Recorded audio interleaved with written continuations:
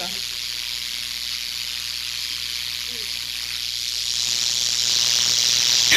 open, here.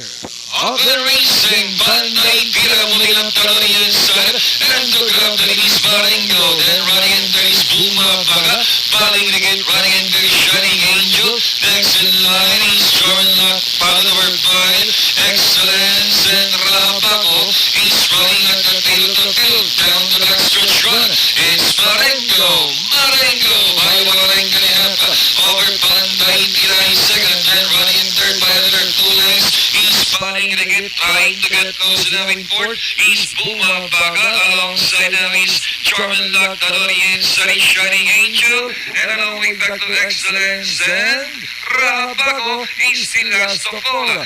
As they raise the fourth turn, Marengo is still there in front, and moving up the inside is Bumabaga, and also closing it is Charmin Luck.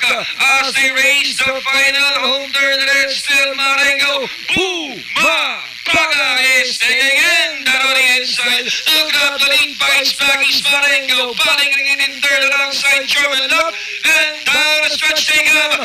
It's Bumabaga and Marengo batting it out for it. Marengo, Bumabaga keep on batting it out for it, but it's still Marengo fighting back on the outside. Bumabaga is taking it out. It's Rabago. It's Bumabaga.